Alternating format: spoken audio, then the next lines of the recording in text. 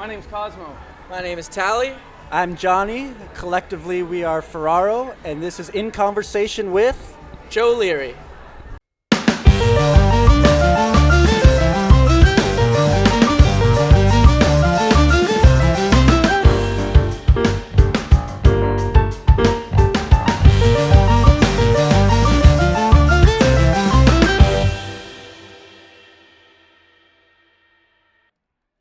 A band called Ferraro, obviously sibling love. Is there ever sibling rivalry? Like, do you have moments where you really can't stand each other?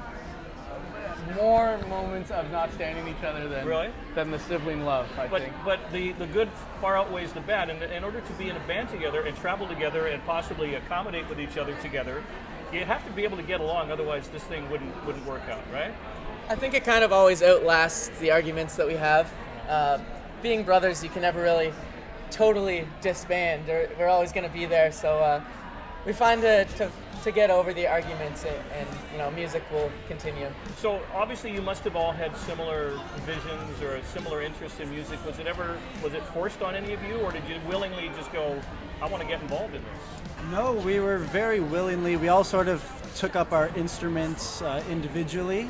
Cosmo started with the guitar, and then I started playing drums downstairs in our basement, and then it just made sense to start playing together, and then Tally started up on the bass and singing, so it just, as brothers, it formed together. Now, it's pretty good to have each other, because I'm sure you're also friends with each other. I think most brother relationships have those kind of deep bonds. But it's pretty cool to be able to be together with people that you love and to be able to travel around and gig. I mean, it's a pretty cool experience, huh? So far, so good. I think we will look back on this time much more romantically and nostalgically than maybe it feels like at this exact moment. Right. It's like, it's cool and we're into it and we're doing the thing, but I'm not sure it's as strange to us as it is to maybe outside lookers that to travel the country with your brothers. Yeah. It just seems normal to us. But you're experiencing the good and bad of Canada. You're probably seen a couple of places you think, hey, they're pretty cool. And you've probably seen a couple of other places you went, I can't wait to get out of here. So it's kind of nice to be able to see what this country has to offer, huh? Yeah, it's been great so far. We just flew into Calgary. We had a few shows in Alberta. Now we're in Vancouver for the first time, and we have some shows out here in BC. And we kind of circle back and make our way all the way back to Saskatoon, where we finish the tour. So have you noticed any differences from people, say, from one city to the other, those that attend your shows? I mean, like, are fans wherever you go, or do you find that there's a different attitude in, say, the prairies than you might find in the east, or say out here on the west? I think that it's been subtle, but I till you asked that, I probably hadn't thought about it, but I think there is. We've noticed little changes, maybe a little more friendly or a little more bitter or a little more welcoming to new things and strange things, or being resentful that we're from Toronto, or being thankful that we've come from Toronto. You had to to drop city. the T-bomb in this, didn't you? You had to. It's part of it. It's part of it, but subtle differences that I've started to notice. Right. So what's the recording process been like? Do you enjoy that? Do you find that it's good to be in the studio, or do you prefer to bail on the studio and just get on the stage in a bar somewhere?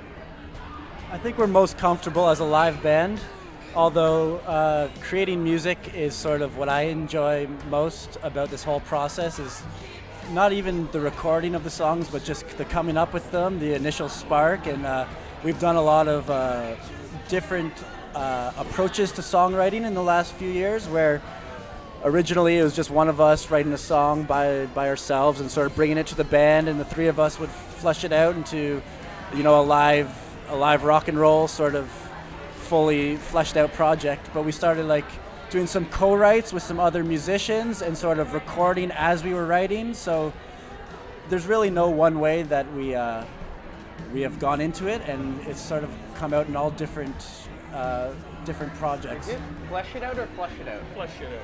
Flush? Flesh it out. Flesh. Flesh it out. Well, I say still flesh don't it know. out. That's a good question. Is it flesh it out or... Flesh or flush? Flush or flesh? I think you flush it down, you flesh it out. That's what I Flesh. Flesh it out. I don't know. Now you're going to have me bugged on this. Okay. How have you guys grown as a group in the time that you've all been together? Like, obviously, did you grow up in a musical family?